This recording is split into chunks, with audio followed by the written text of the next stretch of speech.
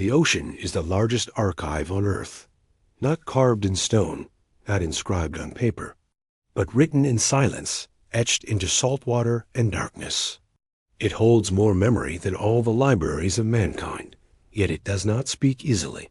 Its pages are locked beneath weight, pressure, and the indifference of tides.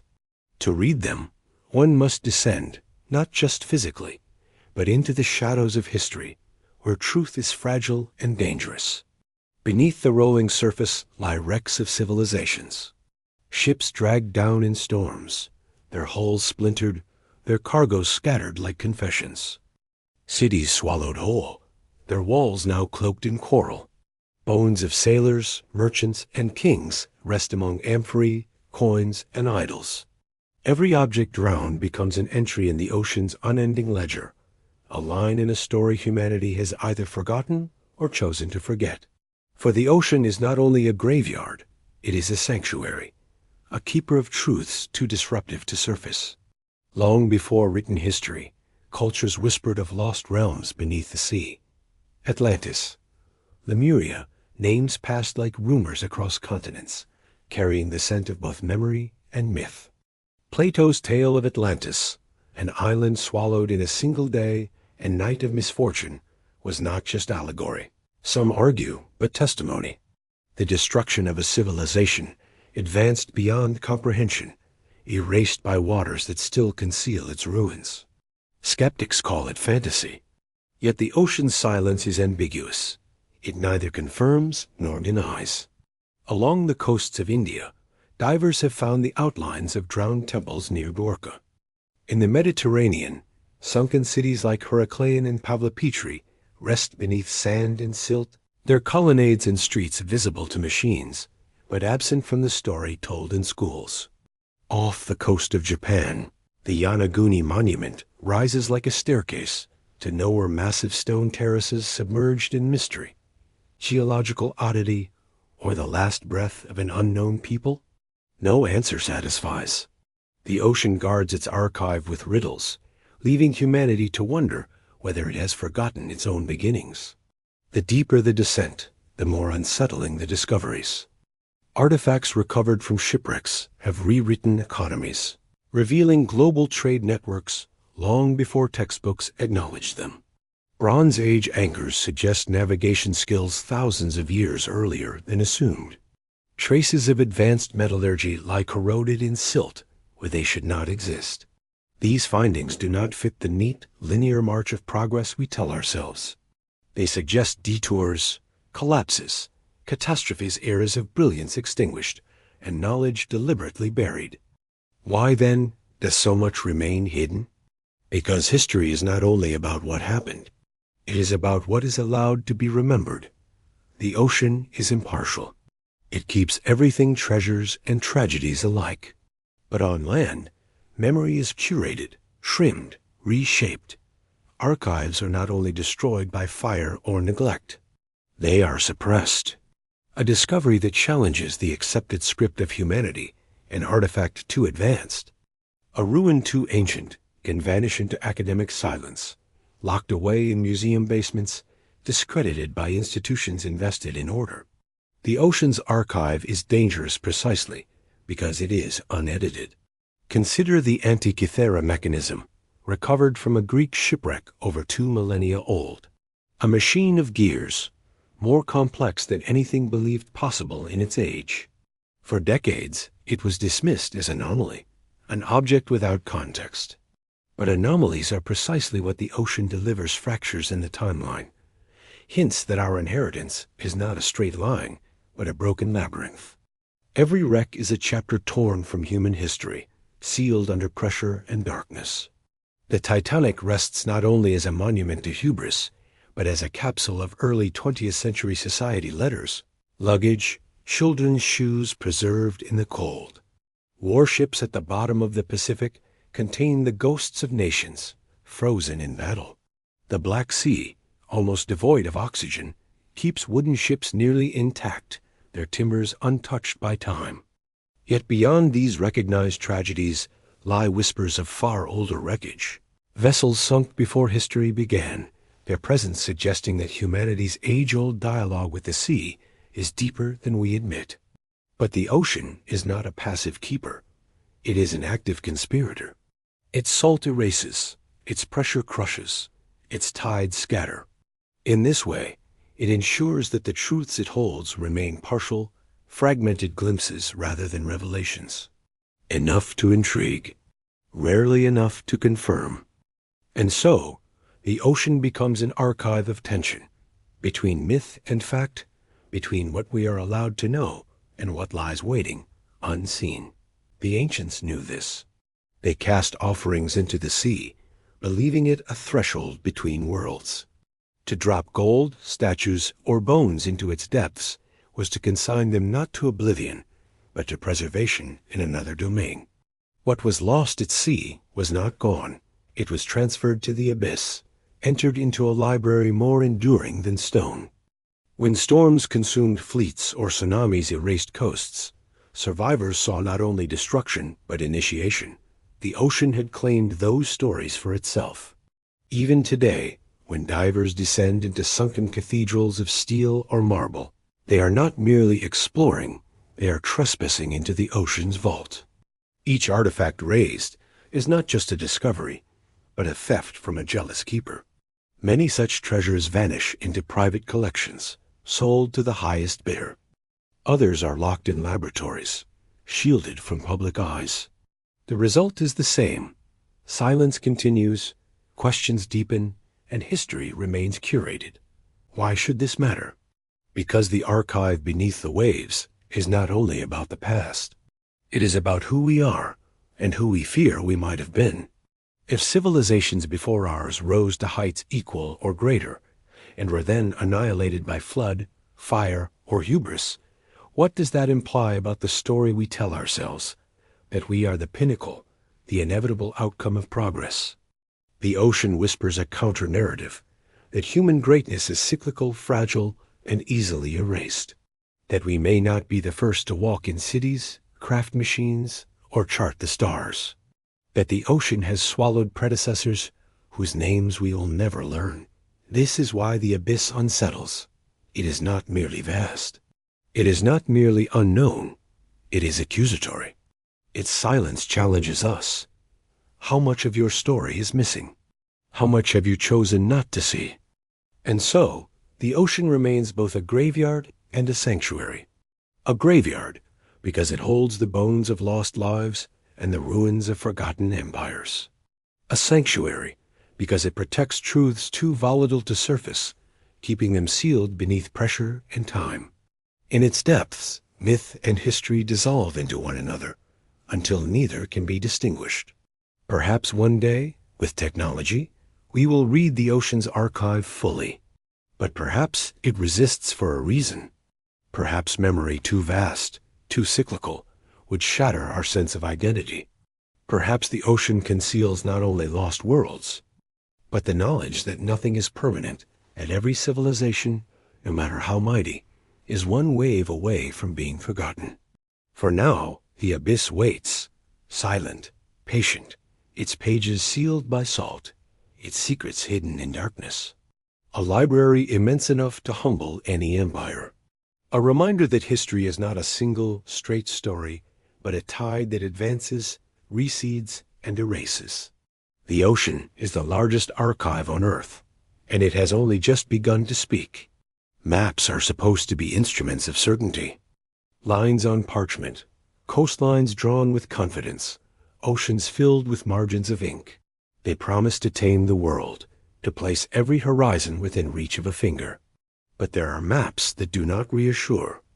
There are maps that unsettle. They whisper of places that should not be known, of lands sketched centuries before their discovery, of geographies that vanish as though swallowed by time itself. These are the forbidden cartographies. Among them, one name recurs like an omen, the Piri Reis map. Drawn in 1513 by an Ottoman admiral, it is stitched together from older charts fragments he claimed to inherit from sailors of vanished centuries. The surviving piece shows the coasts of Africa and South America with remarkable accuracy. But it is the southern edge that disturbs. A landmass stretches across the page, drawn with careful detail. Mountains, capes, and rivers etched where, officially, no cartographer should have known anything at all. For the land is Antarctica, and the Piri Reis map was inked 3 centuries before the continent's official discovery. The puzzle deepens. Not only is Antarctica drawn, but it appears free of ice, its coastline revealed as though observed in a warmer age. If this is true, then the map reflects knowledge thousands of years older than its parchment, from a time when Antarctica was not yet locked in its frozen tomb. Geologists speak of the last ice-free coasts existing at least 6,000 years ago. Who, then, charted them? And how could their knowledge survive to surface in the hands of a 16th century admiral? The Piri Reis is not alone. Other maps, scattered through Europe and beyond, hint at a geography inconsistent with their time. The Orens-Fine map of 1531 depicts a southern continent with uncanny familiarity. The Bachet map of 1737 divides Antarctica into 2 distinct landmasses, something not confirmed until modern seismic surveys revealed an ice-covered continent split by a hidden sea. These maps appear to know too much, as though their makers drew not from exploration, but from an archive buried in time. Even more unsettling are ship logs accounts of sailors who recorded islands and coasts now missing from the earth. Entire archipelagos once charted have disappeared, swallowed by rising seas, or erased from official memory. Ancient Portolan charts, used by Mediterranean mariners, show islands in the Atlantic that no longer exist. Some claim these to be navigational errors. Others suspect echoes of lands consumed during the violent end of the last ice age, when sea levels rose hundreds of feet and coastlines drowned. If true, the ocean was once bordered by lands unrecognized today, and early sailors were witnesses to a geography since obliterated. The maps they drew became fragments of testimony, relics of a world order erased by flood and frost. But why does this matter? Because cartography is not neutral. To map is to claim, to control, to declare knowledge of space. And knowledge is power. If civilizations before the known empires had mapped the globe, if they charted Antarctica, crossed oceans, and knew land centuries ahead of discovery, then the history of exploration is not one of slow, linear progress. It is one of amnesia, suppression, and stolen inheritance. Consider the silence that surrounds such anomalies. The Piri Reis map is acknowledged, yet treated as a curiosity, its most disruptive implications quietly ignored. The possibility that seafaring civilizations, long before the Greeks or Phoenicians, once mastered the oceans, is set aside as speculation, too destabilizing for textbooks. Instead, anomalies are explained away, their significance reduced until the official narrative remains intact. The ocean, once again, becomes a stage for secrets withheld. But history resists neat confinement. Whispers remain. Polynesian navigators crossed vast distances of the Pacific, guided not by compass, but by memory of stars, swells, and birds. The Vikings reached North America centuries before Columbus. Legends of ancient Chinese fleets speak of voyages that mapped coastlines of Africa and the Americas, their records lost or suppressed. Each culture holds fragment songs, myths, stories of journeys to lands far away. Taken together, they suggest a truth the maps confirm, that oceans were not barriers, but highways. That humanity has long been a maritime species, moving across the blue vastness far earlier than we admit. If the oceans were highways, then maps were passports. To hold a chart of unknown lands was to possess a key to power. No wonder such knowledge would be hoarded, concealed, or destroyed.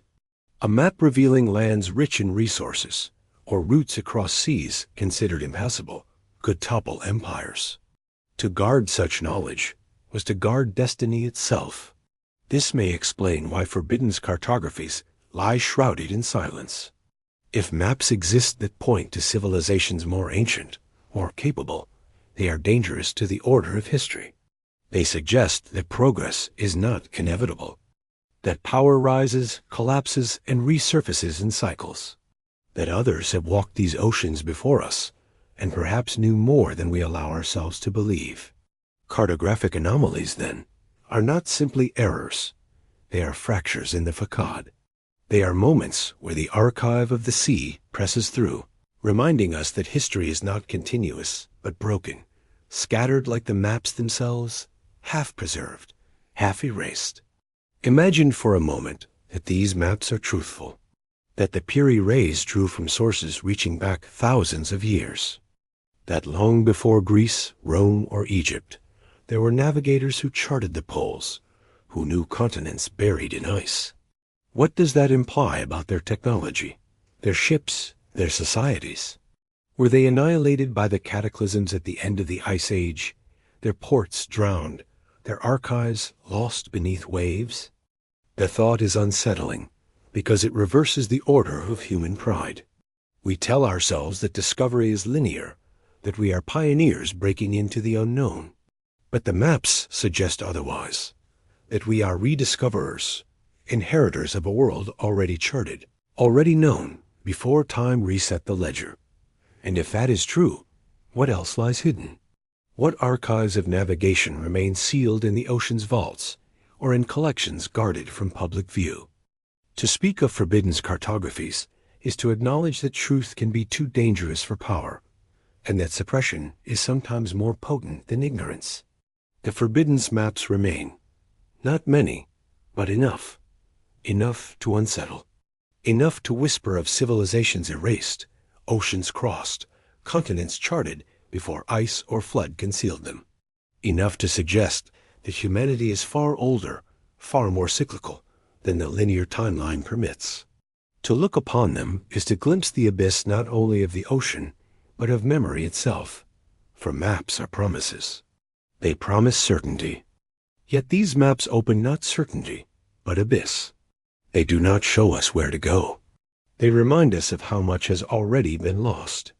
And so, the cartographies linger at the edges of history, half acknowledged, half denied. They haunt the margins of archives and museums. They are fragments of a forgotten atlas of the earth, a record of geographies hidden by ice, erased by water, and silenced by power. The Piri Reis map, the Bosche map, the logs of vanished islands. Each is a doorway, ajar but unopened. Together they form a constellation of anomalies, pointing to a world order erased, yet not entirely forgotten. They remind us that beneath the narrative of progress lies another story, one in which oceans were highways of a forgotten age, and knowledge was broader, deeper, and far older than we allow ourselves to imagine. These are the forbidden cartographies. Not merely maps, but warnings. Not merely drawings, but accusations. They remind us that history is fragile, that memory can be drowned, and that the ocean keeps its secrets with a jealous hand. The ocean does not merely swallow ships. It devours worlds. Beneath its shifting surface lie ruins, entire cities erased from memory, their temples and avenues sealed under pressure, preserved with an eerie perfection. They do not belong to the story we tell ourselves about the rise of civilization. They belong to another story, a darker one, where humanity builds, falls, and is buried, again and again, in the silence of the abyss. When divers descend into these drowned realms, they do not find wreckage scattered by storms. They find geometry. Columns standing upright, walls aligned with precision, staircases descending into darkness where no human should have ever walked. These are not accidents of stone. They are fingerprints of cultures erased. Off the coast of Japan lies Yonaguni, perhaps the most unsettling of them all. Submerged terraces and platforms stretch like the bones of a forgotten monument. Sharp angles and steps rise from the seabed, as though designed by deliberate hands. Some claim it is natural, a quirk of geology. But when seen in its vastness, when the angles align into corridors, plazas, and stages, doubt creeps in. How could such perfection form by chance? Yonaguni whispers of a city built in ages when these coasts were dry, before the sea claimed them, perhaps more than 10,000 years ago. If Yonaguni stands as a monument, it is not alone. Across the world, beneath layers of silt and tide, other ruins reveal themselves. Off India's western coast, near Dwarka, lie submerged temples stretching across miles. Divers have traced walls, pillars, and avenues that mirror the descriptions found in ancient epics. Dwarka was long believed to be myth, a legend sung in scripture. Yet in the ocean, myth hardens into stone. And if the texts spoke truth here, what else might they have recorded, truth dismissed as fantasy, only because it lay hidden underwater? In the Bay of Cambay, sonar scans have revealed vast structures, grids of streets and foundations, larger than some modern cities. The age of these remains, some argue, predates the rise of any known civilization. If confirmed, they would overturn the timeline of human history, placing urban culture thousands of years earlier than Sumer, earlier than Egypt. But confirmation never comes.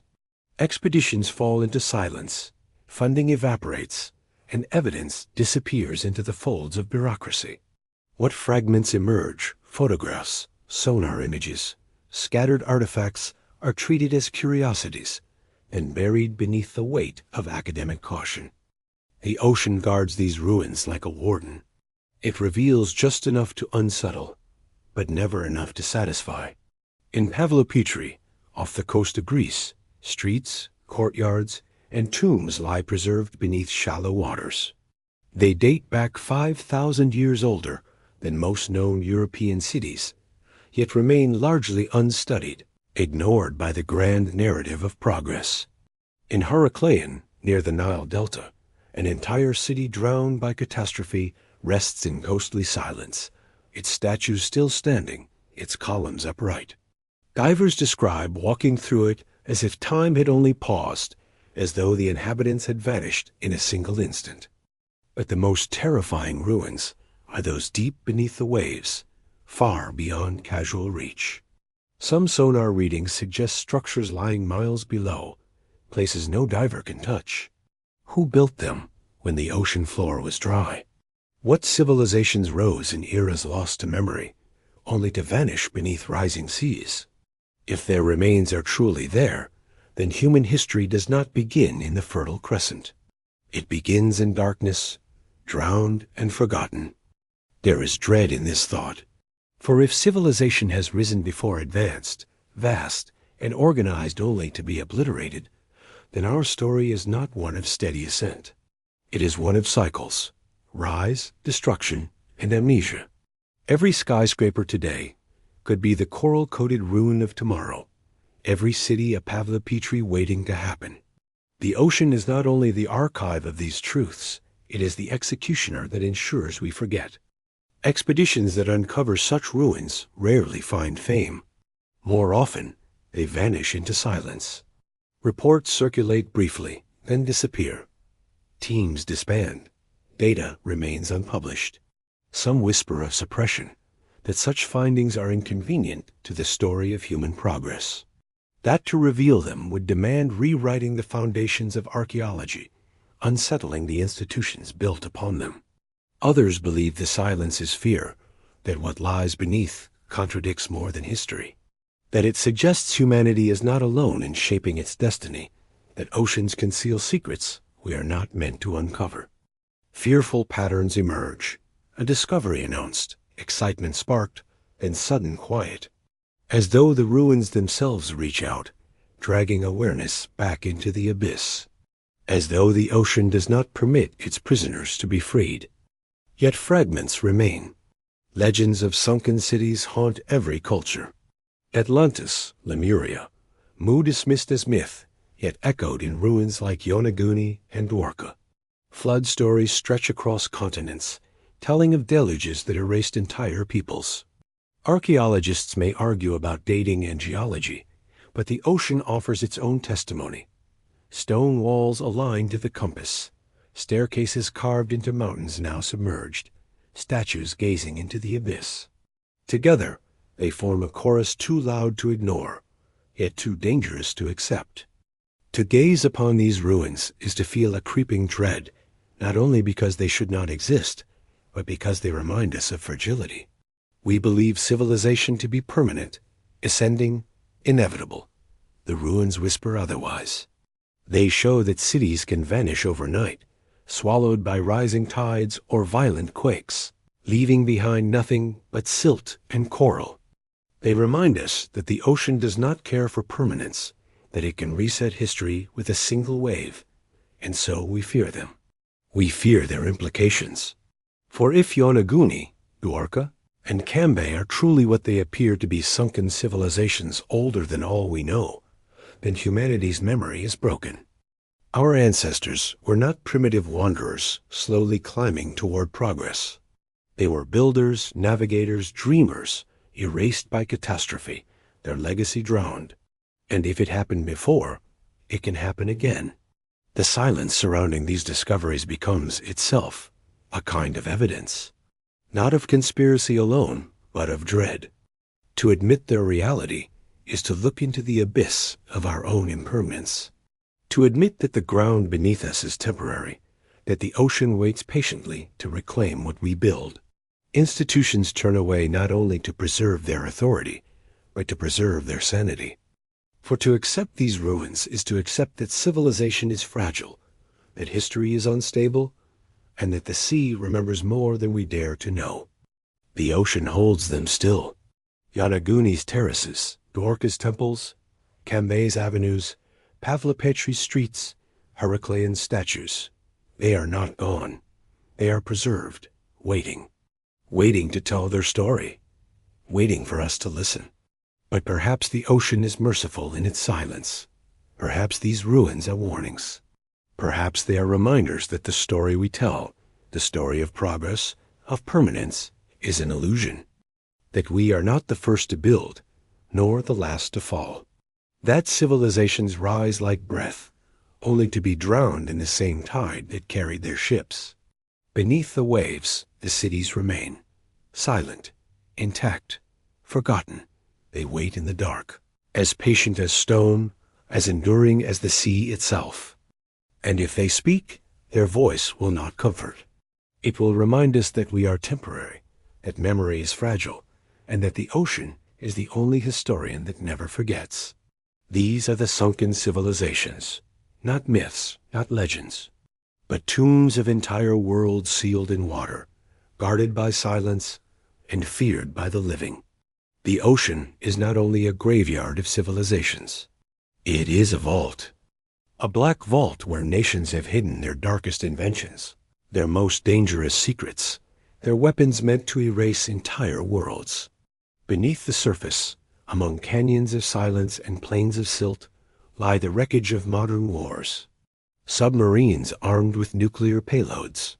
Battleships sunk with classified technology still sealed inside. Barrels of chemical death dumped like refuse into trenches, never meant to be retrieved. The abyss holds them all, and the abyss keeps them. During the Second World War, oceans became slaughterhouses. Steel leviathans hunted one another beneath the waves, their carcasses left to rust in the cold. The Atlantic is littered with U-boats, each carrying not just sailors, but cargoes never disclosed. Some were filled with stolen gold, some with experimental weapons, others with radioactive material meant for weapons not yet born. Their exact locations remain redacted, their contents unacknowledged. Yet they are there, slowly corroding, bleeding secrets into the deep. The Pacific holds its own cemeteries.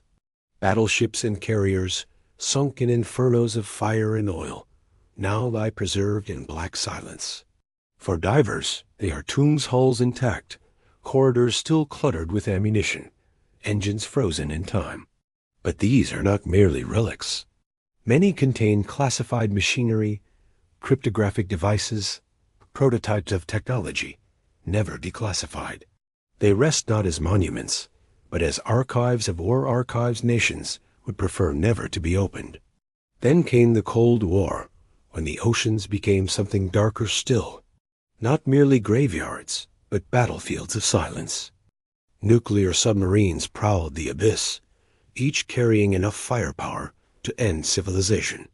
They operated unseen, a shadow fleet beneath the surface, weapons of apocalypse gliding in darkness. Many never returned. The names are whispered like curses. The USS Thresher, the USS Scorpion, the Soviet K-129, the Kursk. Each one carried warheads. Each one sank with them. Their wrecks lie scattered across the seabed, their precise contents still classified. To this day, governments deny, conceal, or obscure the truth of what sleeps within those hulls.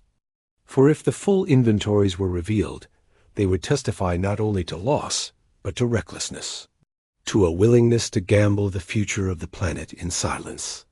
Chemical weapons were treated with even less reverence. After the World Wars, millions of tons of gas shells and chemical agents were dumped into the oceans, discarded in steel drums as if the abyss were a landfill. Mustard gas, phosgene, nerve agents all cast into trenches off Europe, America, Russia, Japan. For decades, this practice continued in secrecy, justified by convenience. The ocean would hide them. The ocean would bury them. Out of sight, out of history. But steel corrodes. Seals rupture. Barrels collapse. What was meant to vanish remains, poisoning the water in silence, leaking into ecosystems that never consented. Fishermen still haul up canisters of mustard gas tangled in their nets. Divers surface with burns from contact with unseen clouds. The oceans, once treated as infinite, are slowly revealing that they do not forget. There are rumors darker still. Submarines that carried experimental warheads more powerful than the public ever knew. Biological weapons sealed in capsules, lost during secret deployments. Entire wrecks erased from record, scrubbed from official memory, yet whispered among veterans and intelligence officers. To admit them would be to admit crimes against the planet itself. And so they remain buried, entombed in silence. The paranoia of the Cold War lives in these depths. For each wreck is not only a tragedy, it is a trigger. A sunken submarine, still armed, becomes a potential catastrophe if disturbed. Nations guard their locations not only from enemies, but from their own people, who must never learn how close the world came, how often disaster lurked beneath the surface. Recovery missions are staged, sometimes in secret, sometimes under cover of oceanographic research. Others are abandoned, leaving nuclear cores and chemical drums to rust in the dark. The oceans of the modern age are not natural archives. They are engineered vaults, deliberately stocked with humanity's most lethal inventions. A vault without locks, its contents seeping into currents, drifting silently across borders. Nations pretend the ocean is infinite enough to swallow their sins. But the ocean is not infinite. It is patient. It returns what is given to it in time. Imagine the seabed as it truly is. A graveyard of iron and uranium. A labyrinth of wrecks, each one humming with secrets. A museum of weapons never acknowledged, still armed, still dangerous. Divers who enter these vaults often describe an atmosphere of dread, not only because they swim among corpses of sailors, but because they sense the presence of something withheld. Rooms sealed. Devices unrecognizable. Cargoes never spoken of. Each wreck is a story censored, a narrative erased from history books, but left in place beneath the waves. The fear that haunts these waters is not only about the past, it is about the present. For the ocean is still being used as a vault. New weapons, new technologies, new experiments are hidden beneath its surface. Listening stations, deep-sea bases, drone wreckage all waiting, unacknowledged. The tradition of concealment continues, stretching from the Second World War to today, from barrels of gas to nuclear payloads. The archive of the abyss grows heavier. And always, silence follows discovery. Expeditions that locate suspicious wrecks are silenced or discredited. Artifacts retrieved are classified. Data vanishes into government vaults. Divers who speak out find their accounts dismissed as conspiracy. The pattern is constant: discovery, suppression, denial. It is the rhythm of the Black Vault. What lies beneath is not only metal and poison. It is intent. Intent to conceal. Intent to gamble with the planet itself. For every submarine sunk with warheads, every battleship drowned with classified technology, every barrel dumped in the deep, speaks of a human decision that secrecy outweighed safety, that silence outweighed truth. To stand on the shore and gaze across the ocean is to look upon a surface calm, beautiful, timeless. But beneath lies a vault vast enough to hold the weapons of extinction. The sea has become not just a natural archive of history, but an engineered archive of destruction. A place where nations hide the evidence of their darkest gambles, and where time alone determines when those gambles return. One day, the vault may open. Corroded steel may rupture. Nuclear cores may break apart. Chemical clouds may seep. And when that day comes, the ocean will not keep silence. It will release what was hidden, and the consequences will not respect borders, governments, or generations.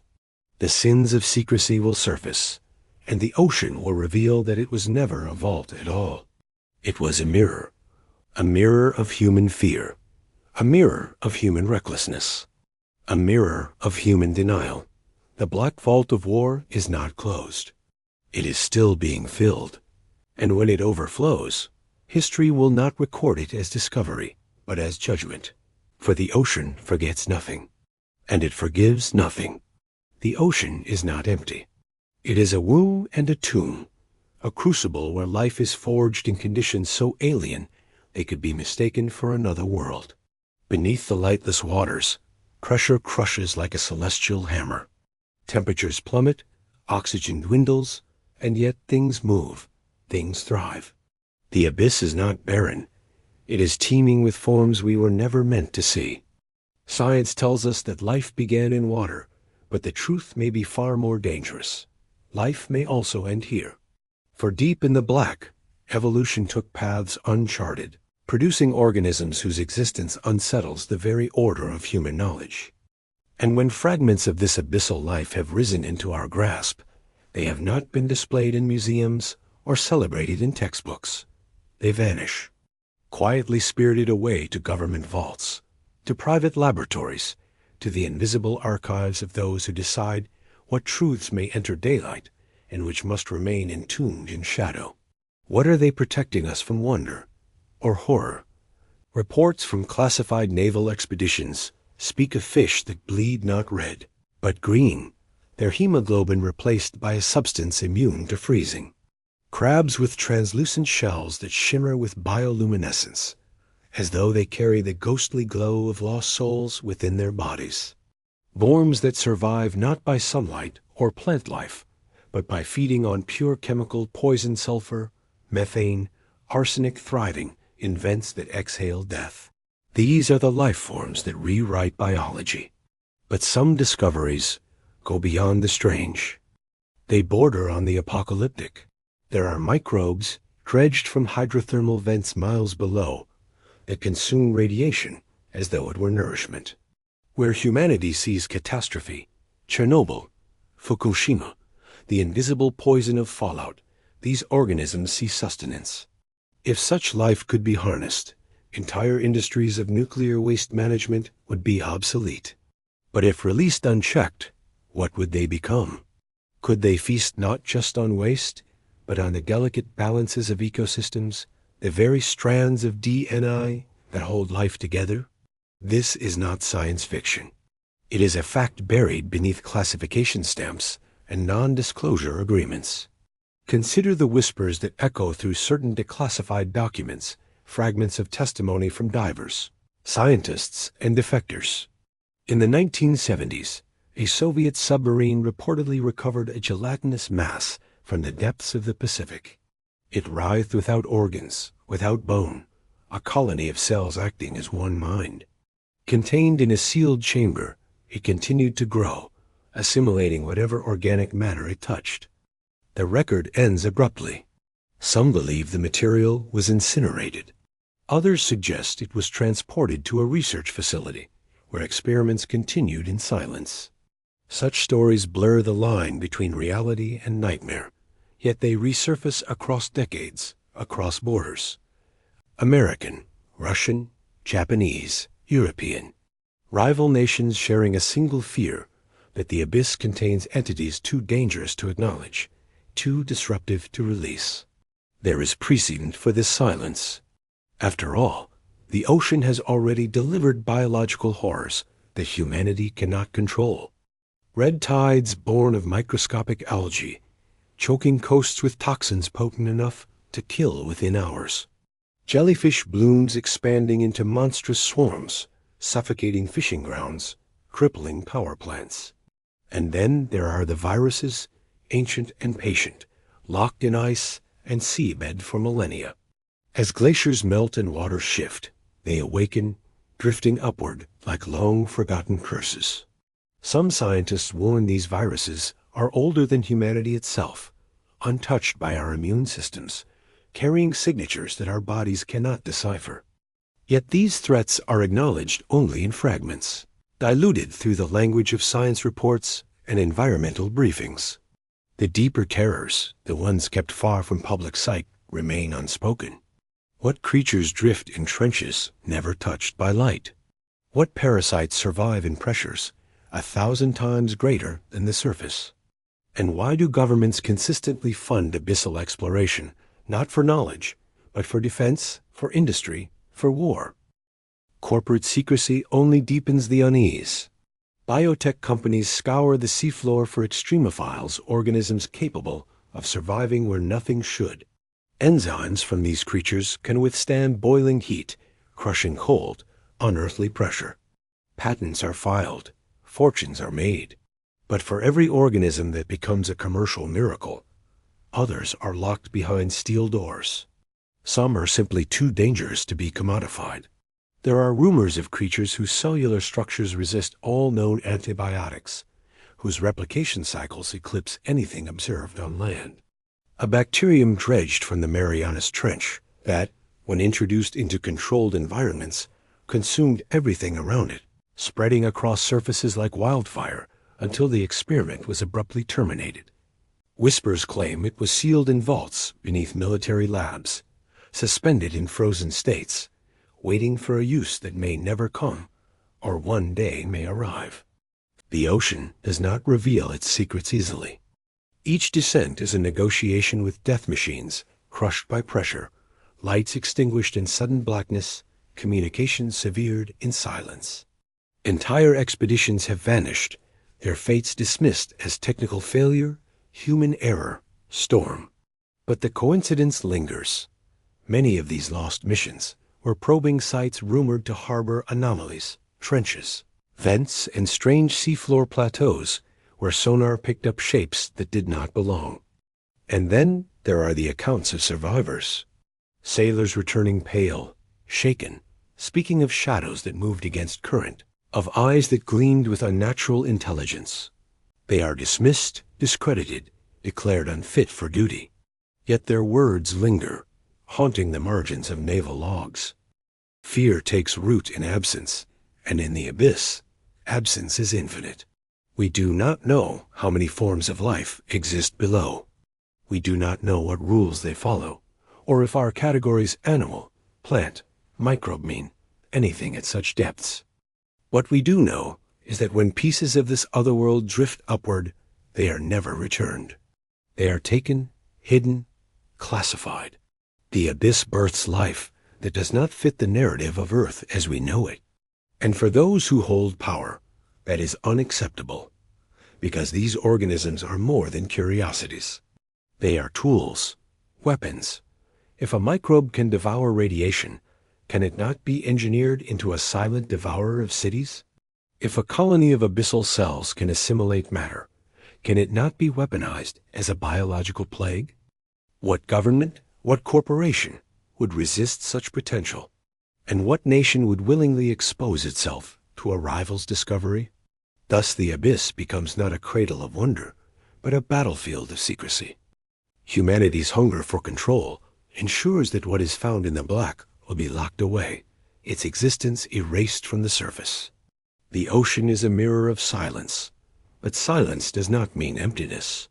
For centuries, sailors returned from their voyages with stories of impossible things, craft that streaked beneath the waves with no wake, colossal shadows moving against current, sudden vanishings in calm waters where no storm had touched.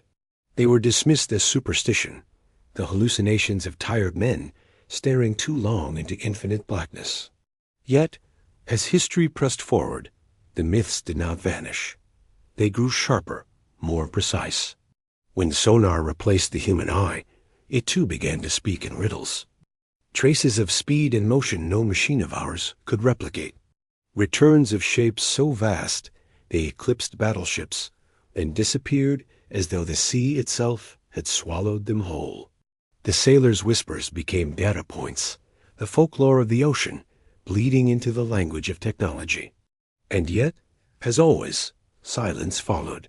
Reports buried, logs redacted, entire events sealed under the weight of national security. The phenomenon acquired a name whispered in naval circles: USO's Unidentified Submerged Objects. A twin to the UFOs above, but stranger, more haunting, because they exist not in the endless sky, but in the dark womb of the earth itself. If the heavens unsettle us with distance, the ocean terrifies us with closeness. It is not far away. It presses against our shores, against the hulls of our ships. The non-human is not out there, it is here, waiting below. Accounts stretch back far before modern navies. In the 17th century, Spanish galleons recorded sudden bursts of luminous objects rushing beneath their keels, faster than any current. In the 19th, British whalers described disks of light gliding under their ships, silent as ghosts, only to vanish when approached. And in the 20th century, with radar and sonar sweeping the seas, the encounters multiplied, no longer confined to legend. Declassified fragments tell of sonar operators during the Cold War, listening to the ocean's static, when suddenly the line on their screens jumped, a target moving hundreds of knots underwater, far beyond the limits of physics as we understand it. They tracked it, astonished, until it simply vanished. Not slowed, not surfaced vanished, as though it slipped sideways into another dimension. If these anomalies were rare, they might be dismissed, but they are persistent. Patterns repeat across time, across oceans, across nations sworn never to share their secrets. In the 1960s, the American submarine USS Trepang logged an object the size of a skyscraper rising from the depths near Iceland, then shooting upward into the sky, breaking both sea and air in a single impossible motion. Soviet records from the same era describe glowing spheres darting around their fleets in the Black Sea, diving and resurfacing without disturbance. In 1977, the crew of a Japanese fishing trawler swore they saw a metallic whale glide beneath them, polished, deliberate, utterly unlike life. The official responses are always the same: equipment error, misidentification, the illusions of stress and sea. But sailors do not forget. Sonar operators do not mishear. The question that gnaws is not what are they, but why the silence? Some believe these encounters are not alien in origin, but remnants of something terrestrial, something older than humanity itself. Civilizations that vanished into the abyss, leaving behind technologies that can slip between mediums as we cannot. Others argue the opposite, that these are visitations, entities not of this earth, who found in the oceans a refuge hidden from the eyes of land dwellers. After all, if one wished to observe humanity, where better to remain concealed than the depths we cannot yet explore? Yet the possibility most terrifying is the simplest, that these things are neither past nor alien, but something entirely other, something whose motives we cannot guess. Their silence, their indifference, their vanishing signs, not of weakness, but of a will that simply does not include us. Consider the disappearances. In 1968, The American submarine USS Scorpion vanished with 99 souls aboard. Officially, it was a mechanical failure. Yet some classified testimonies speak of strange sonar returns in the moments before it disappeared, an object that circled the sub at incredible speeds. No wreckage was retrieved until months later. What had stalked them in the deep? In 2000, the Russian submarine Kursk sank catastrophically in the Barents Sea. The government declared it an accident, a failed torpedo. But survivors' families whispered of unofficial reports of a second presence in the water, something massive that approached before the fatal explosions. Time and again, when steel leviathans vanish into silence, whispers follow. Always dismissed, always redacted, but the pattern remains. The ocean is not empty. The data proves it. The United States Navy's SOS-US network, an undersea array of hydrophones designed to detect enemy submarines, has picked up anomalies for decades. Fast-moving targets that appear, vanish, and reappear hundreds of miles away in impossibly short spans of time. Operators who spoke of these signals found themselves reassigned, their testimony sealed. Soviet counterparts tell the same story. During deep water exercises, they tracked objects moving so fast they shattered the speed limits of hydrodynamics. A submarine traveling at those velocities would disintegrate, yet the signals remained clear, unbroken. Objects of mass and solidity moving as though water were air. To speak of them is to invite ridicule, punishment, disappearance. And so the silence holds. But silence cannot erase the growing unease. What intelligence directs these things? Why do they shadow fleets, hover near bases, dart along coasts only to vanish? Some suggest observation, the detached curiosity of scientists studying a lesser species. Others suggest something darker, that these appearances are warnings, tests, reminders of a presence vast and indifferent. For those who have seen, who have tracked the impossible with their own instruments, the fear is not just that something is down there. The fear is that whatever it is does not consider us worth revealing itself to. We are not participants, not equals, not enemies. We are background noise. The sea has always been a stage for the uncanny. Legends of sea serpents, of leviathans, of luminous wheels beneath the waves. They may not be metaphors. They may be fragments of memory, distorted by time, pointing to a truth far older than modern navies. Humanity has always sensed that the ocean is inhabited not only by fish and whales, but by presences that defy our categories. And now, with our machines reaching deeper than ever, we glimpse them again. Faster than submarines, larger than ships, silent as thought. There is a reason governments bury these encounters in secrecy. Not because they fear panic, but because they fear irrelevance. The existence of a non-human intelligence in our oceans would not just disrupt science, it would destabilize power itself. Militaries would lose their dominance of the seas. Nations would be forced to admit there are forces beyond their control. And for those who rule by control, that truth is intolerable. So the whispers are buried. Reports are redacted. Testimonies are silenced. But sailors talk. Sonar operators remember. And the ocean keeps echoing. The question lingers like a wound. What if we are the intruders? Perhaps the ocean is not ours to rule. Perhaps it never was. Perhaps beneath its dark ceiling, another order reigns, one that has always been there, patient, silent, indifferent. An intelligence that does not rise to the surface, because it does not need to. An intelligence that sees us not as rivals, but as brief disturbances in a world that belongs to it. The whispers remind us, the ocean is vast, older than nations, older than history. And within it, there are things not human, not known, not ours. The 20th century gave rise not only to wars and technologies, but to disappearances too troubling to explain. Submarines, those steel predators of the deep, became tombs in an instant.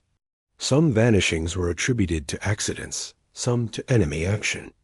Yet others were smothered beneath vague explanations, fragments of truth delivered to grieving families, while the full record was sealed away. The USS Thresher, lost in 1963 with 129 men, declared a casualty of mechanical failure.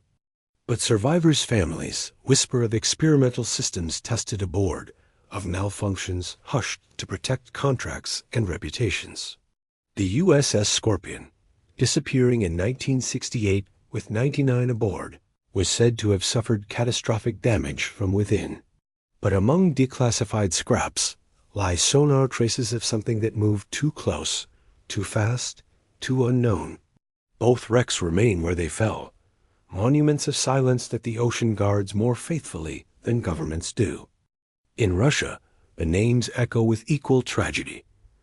K-129, vanishing in 1968.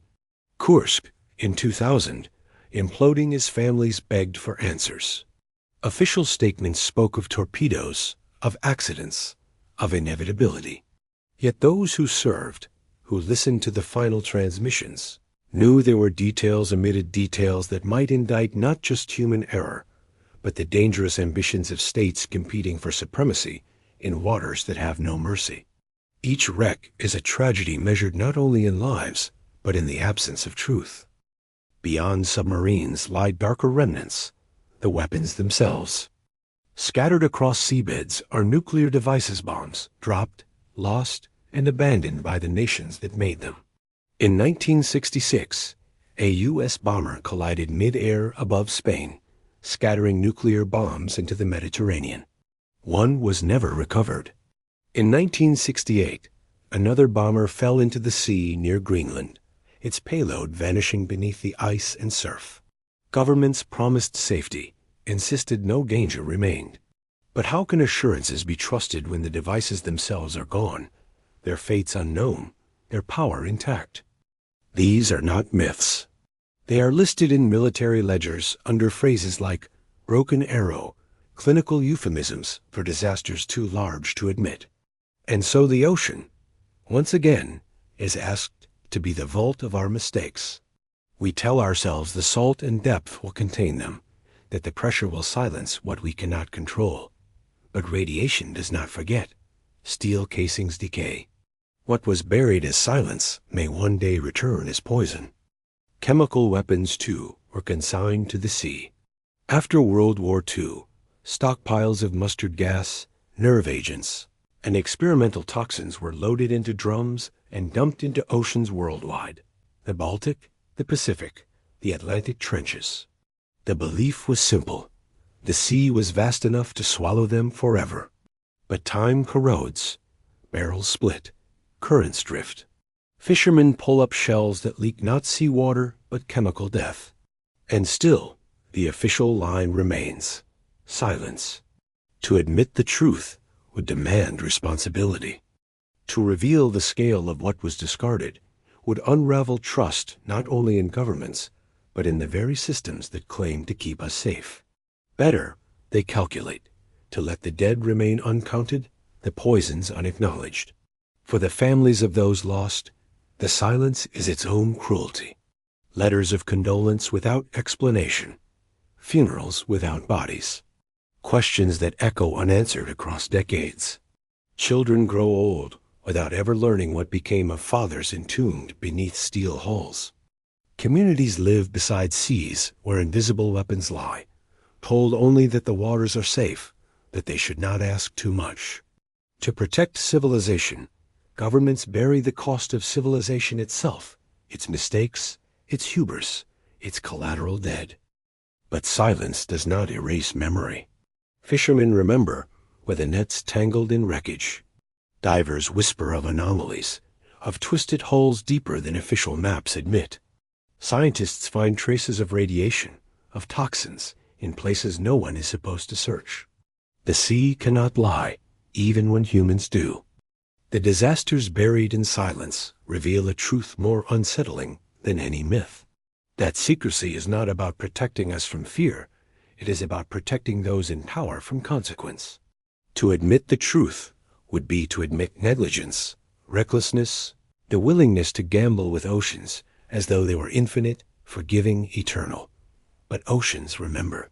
They store our mistakes as carefully as they store our myths.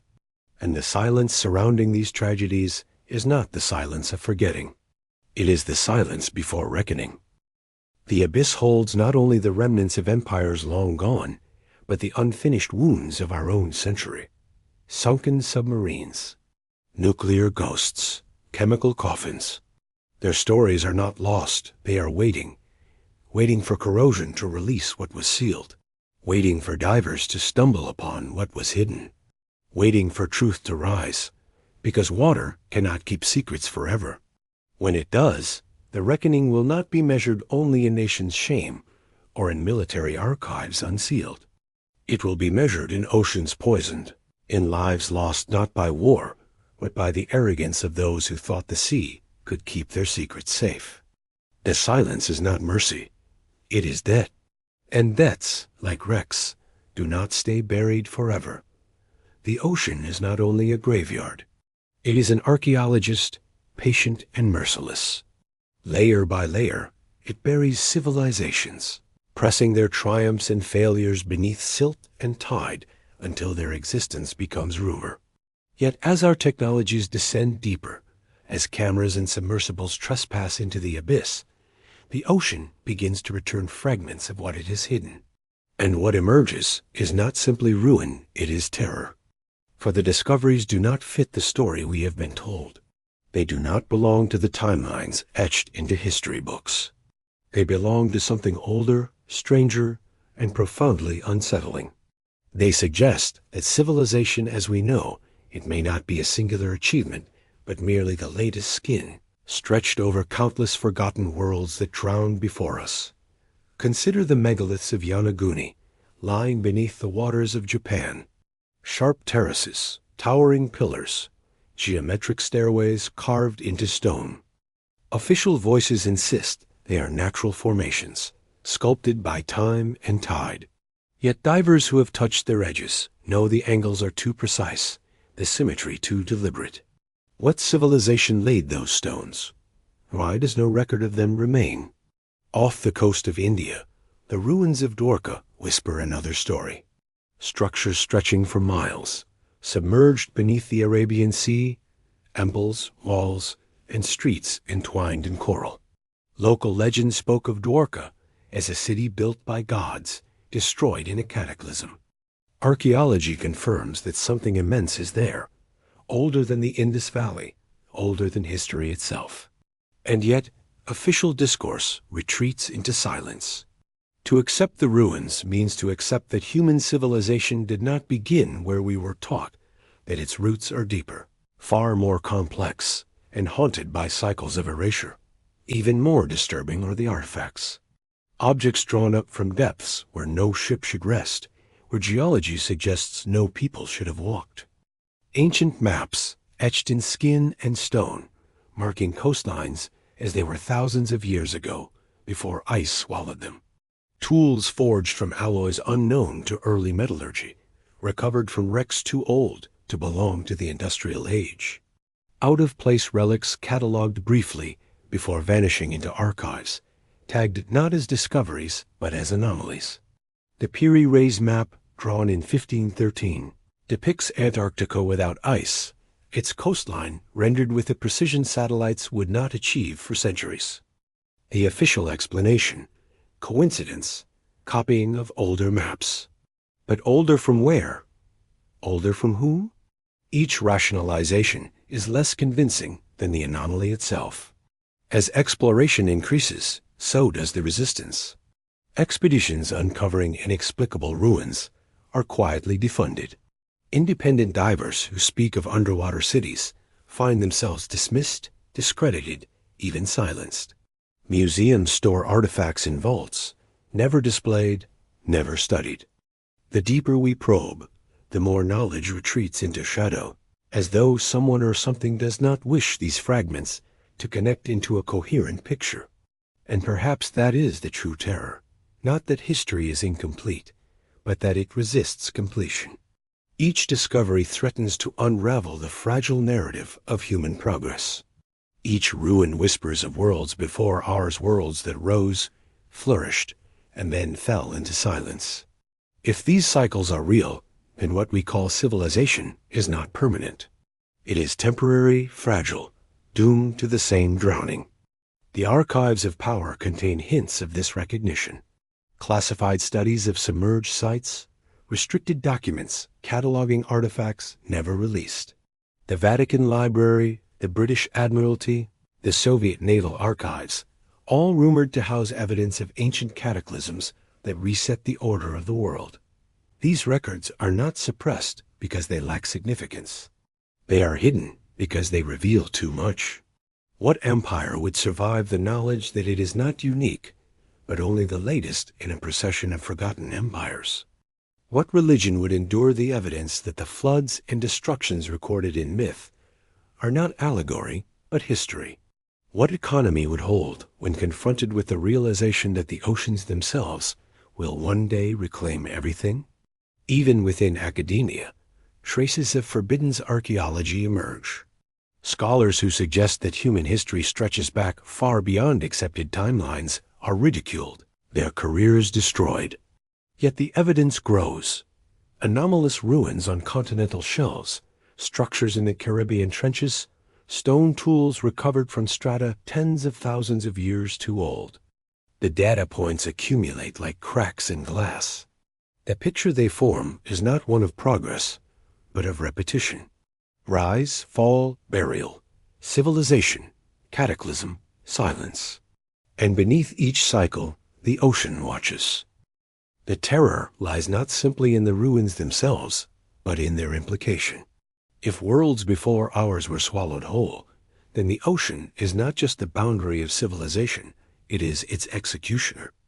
Every discovery we dredge from the depths is a warning that time is not linear, that history is not secure, that we too may be a chapter destined to sink beneath black water and vanish into myth. Perhaps that is why governments bury these findings, not out of malice, but out of fear.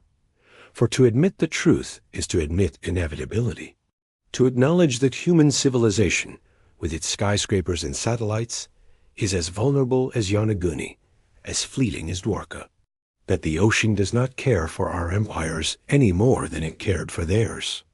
As deep-sea exploration advances, more anomalies will rise. Sonar will map ruins that do not belong. Drones will capture artifacts that refuse classification. Divers will brush silt from stairways that should not exist.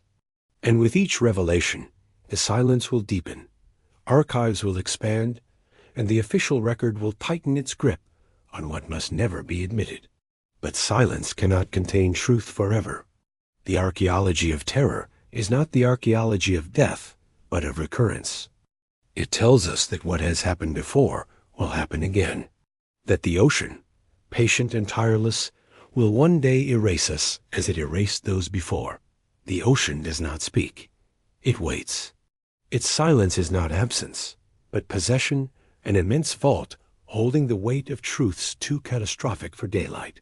For centuries, men have cast their nets, dropped their anchors, steered their fleets across the surface, and told themselves they ruled the seas.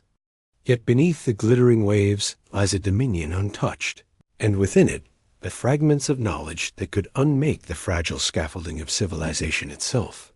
Every discovery points to this truth. The ocean is not only water, not only depth, it is concealment. It swallows ruins that should not exist, harbors organisms that should not live, cradles weapons that should never have been lost. It buries disasters, erases maps, devours ships, and drowns voices.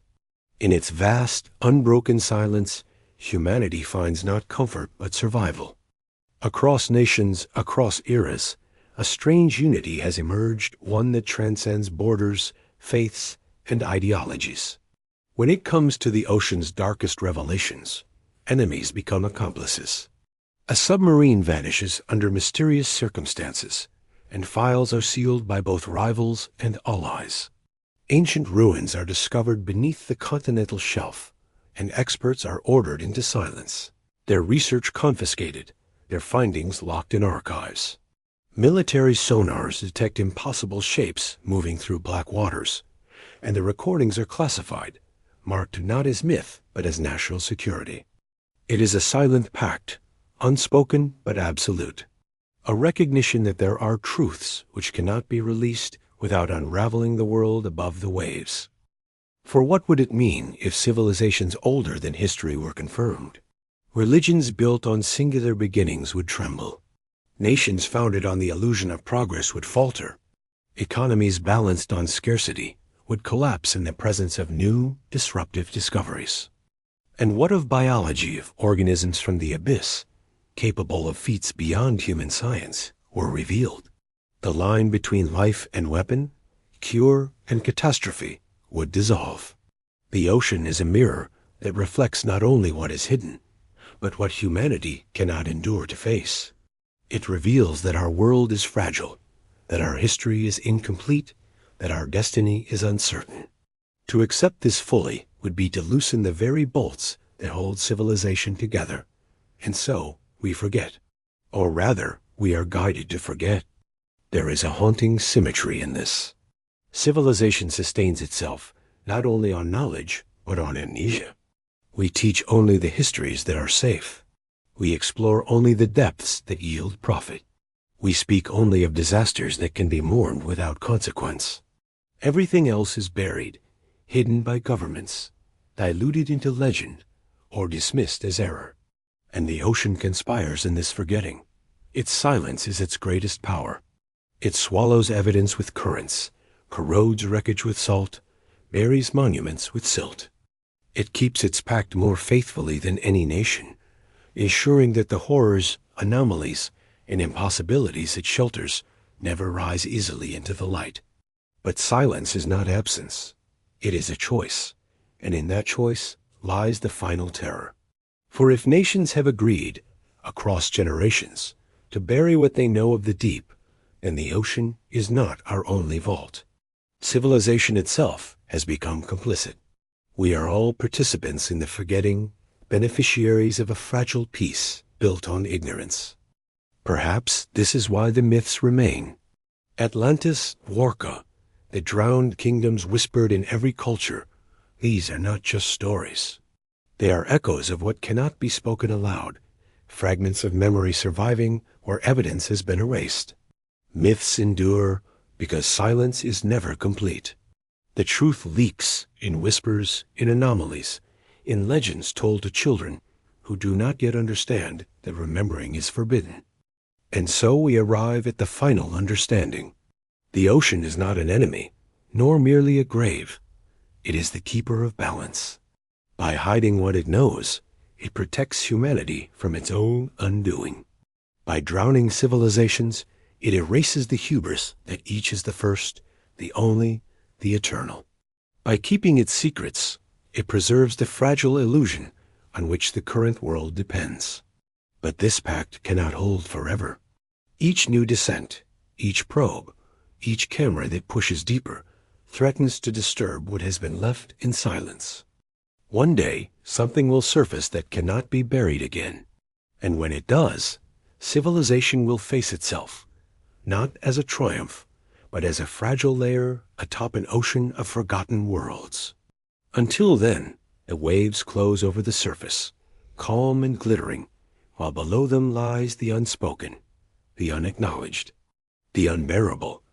The civilization's silent pact endures, and the ocean keeps its secrets.